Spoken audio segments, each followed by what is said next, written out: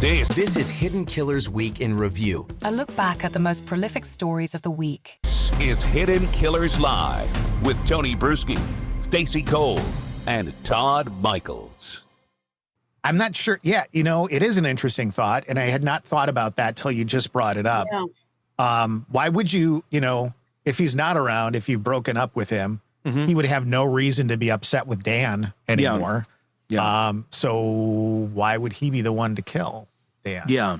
Unless they paint him as vindictive and holding grudges that, people get fired from jobs and, 8 years later they come back and shoot the workplace up. It's like, Sure. What? What happened to you that 8 years later you go and do this? Mental note, Tony, Stacey can never be fired. I'm just, Good thing we all work in different cities. Yeah, but I'm really close. I'm not that far. A That's couple true. hours away. And Yeah, look true. out, Todd. Yeah, Well, I'm loose cannon. If I find out something, I'll give you a heads up. She's loose. She's on her way. They found dead cats. And when that happens, it's the end. Yeah. So. Oh, yeah. no, people before cats would go. I would spare the cats. We know this. The cats You guys are know good. this about me. Come on. That's true. That's true. It's just a weird thing to think of. And I'm sure if you're Jeff, this stuff is still simmering through your mind because there is no answer to any of it. None of it makes any logical sense. None of it ever will make any logical sense. And the people, Wendi, Donna, all of them who basically, doled out this narcissistic way of handling a relationship, a manipulative way of handling a relationship, to them, it's, well, this is how it is. I'll do what I'm going to do. That doesn't, the ability to give a shit about someone else's feelings, to empathize, is just vacant. It's clearly in Donna, clearly in Charlie. I would obviously, I should say, Wendi obviously maintains her innocence. But I would say from what the observations we have made on Wendi, there ain't a lot of empathy there either. Or it's very, very low. We also got a cool note yesterday from somebody, a message, and it was, and the kids, and the message was, and the kids are still with Wendi. Yeah. I know she hasn't been charged. There's none of that. But how old are the kids? Are in their teens now, right? Yeah. Isn't that where they're at? Yeah. And they're still living with Wendi. Well, Wendy's never been charged with anything, so why would they be anywhere else? I know. I completely, and that's and for all those years, that's the disturbing part of it, still with Wendi. And look how they were so isolated then from Dan's parents, and Dan's family. That was a choice. That wasn't murder that took that away. That was narcissistic Wendi. That was a very narcissistic, self-centered move on the part of Wendi to not allow that family to have access to their grandchildren. And I'm guessing Donna had a lot to do with it too. I'm guessing the whole pressure of the family and just the enmeshment of this is the right thing to do. We don't want to do. It's insane. It's another example, I would say, of Wendi not being a grown-up, not being capable of being a grown-up when it comes to the emotional health of anyone. Clearly, she ain't good at herself. And if you're not good at managing that for yourself, you're not going to be good at managing it or helping it for anyone else, including growing human beings in your custody. So I feel horrible for those kids. I mean, at the end of the day, I don't know what the best answer is. I don't know where those kids would have gone. Probably to the Markells, I think, would have been a better option. Maybe an aunt or an uncle, or maybe even grandma and grandpa over there to be raised. But no, they ended up over there. But that's how our system is so screwed up.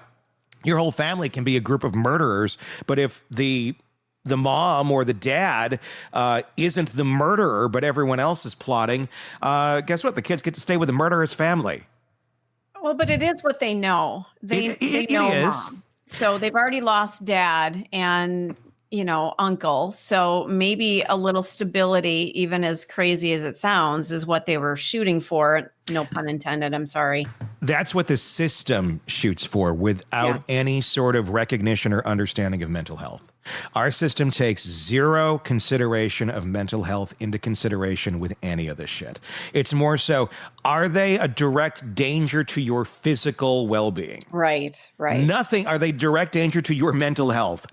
We don't care about that. Yeah. Well, even physical well-being. I mean, It's possible that she was involved with a murder, for Christ's sakes. And also, can you imagine being a child and knowing this about other people in the family and what's been said in court about your mom and going to bed every night knowing that person's in a room just down the hall from you? Yeah.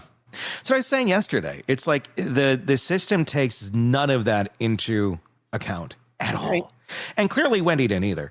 But then it goes back to, look, if Wendi had nothing to do with this, because we don't know, and I'm not saying she did, we just don't know. If she had nothing to do with this, then, they're in the right place. Are they with someone, in my opinion, who's equipped to be a healthy mother to those children? Absolutely not. But that's a lot of kids. There's plenty of children who are in far more physically dangerous situations than that. I don't feel like those kids really are in any danger with Wendi, other than mental health issues, and not being able to process things in a healthy way to get a grip on who they are, where they're from. That's going to be a lifelong battle for them. And unfortunately, that's where it sits. And the really sad and scary part about this is, if Wendi does get charged, if she's taken away, there's their little lifeline. There's their little bit of stability. And I'm sure she loves her children in her own way, of what she defines as love, because I don't think it's the definition a lot of us have. And those kids, who knows? I mean, they're being brought up in this. They may think the Markells are horrible. I'd have no idea. All complete speculation. But at the end of the day, unless those kids are able to kind of get a nice healthy dose of reality, and maybe they will when they turn 18, they get out, they're like, all right.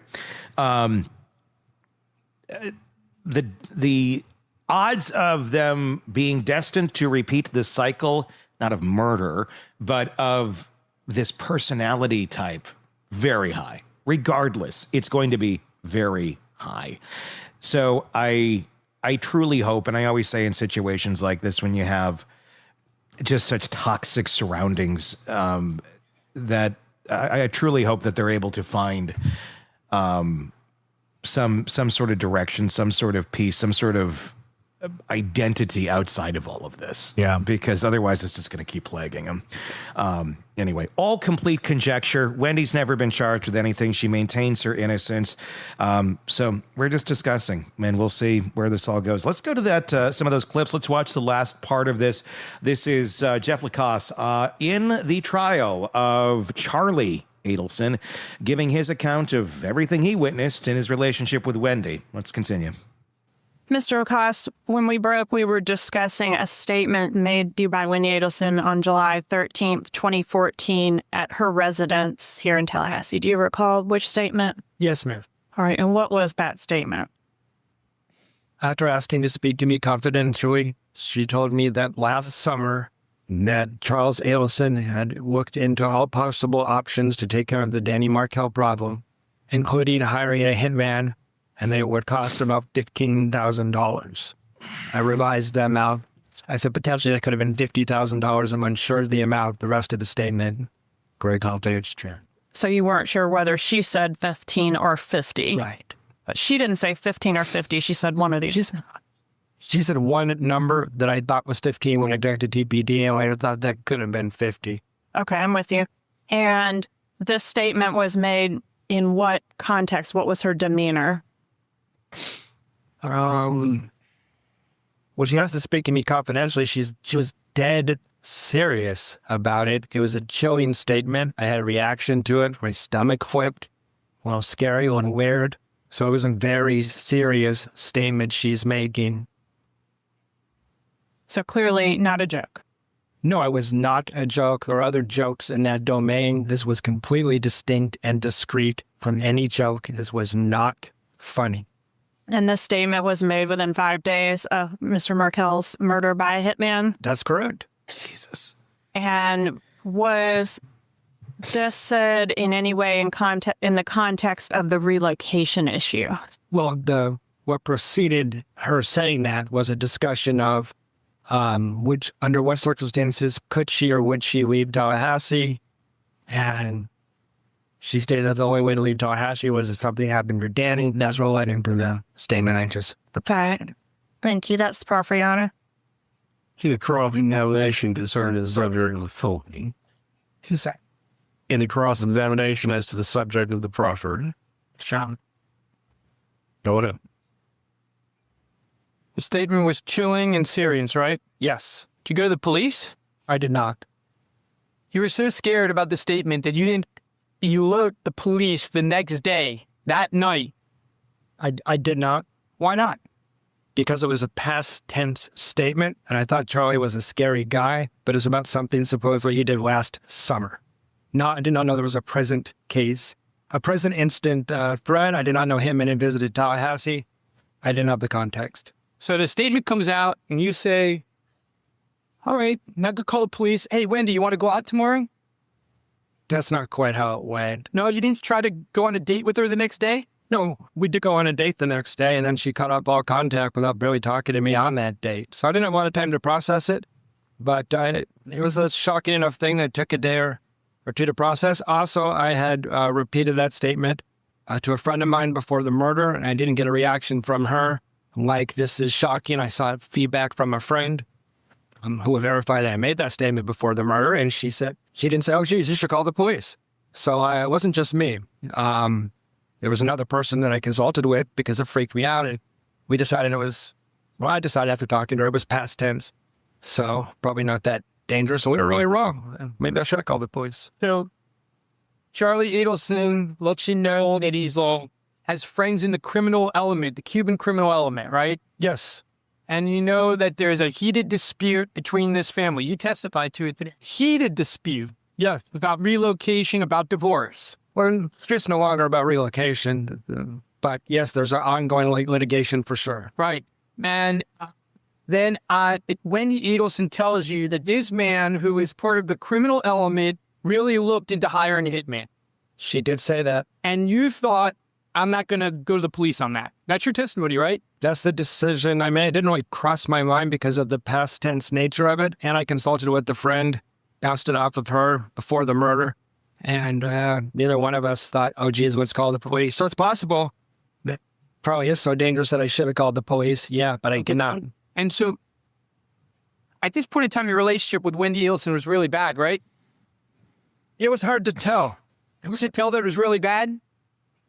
It was a roller coaster ride constantly because you referred to the next night, the next day, the 14th. On the 14th, I got a warm, inviting call from Wendi Adelson, eager to spend time with me.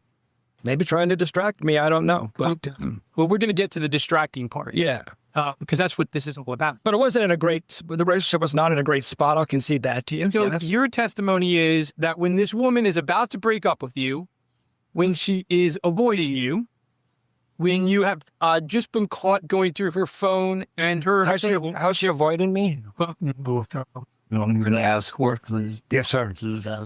Your testimony is that when you are on the outs with her, which the record will show you were during this time period, that she confides in you the most serious, the most important thing in her life. That's your testimony, yes or no? Yes. She has a history of boarding out things that aren't in her own self-interest. Judge, I would ask that to be stricken for the record. It's unresponsive. This is years the forum where here is the end of the call. That by law. In files, or actually this type of level, the court's ruling remains the same. You're not to inquire further as to the subject matter. We will revisit later if it comes to it. Please bring back down the witness, or at least he's with the jurors. Let's pause there for a second. So what was going on right there, it's called proffer, where they were discussing whether or not this could be presented in front of the jury. If you remember yesterday when we broke, the jury had left. There was objection of could this conversation be had in front of the jury because it was kind of up in the air. So that's what they were trying to decide of those specific points that were being made, whether or not it could be brought up, if he should have called the police or not. So what if he did call the police? It was a conversation he was having with his girlfriend, and she says that her brother looked at all options, including that. As of that time, he had no knowledge that they actually went through with it. It sounded like it was more of a, he's looking into all these, or he looked into all these other options last summer because this conversation took place before the murder itself. If he called the police, I don't know what response you're going to get, quite honestly. Some might go, well, they would investigate that. They'd look into that. They start digging and they'd find it all. Yeah, or they'd tell you, thanks for calling. Have a nice day.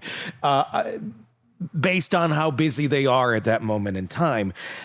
I don't know that you're going to get a lot out of that. And I think we've seen it in different cases where they've been alerted about different things. You're going to get different response from different departments. What do you think? Want more on this case and others? Then press subscribe now and don't miss a moment of true crime coverage from Tony Brueski and the Hidden Killers podcast.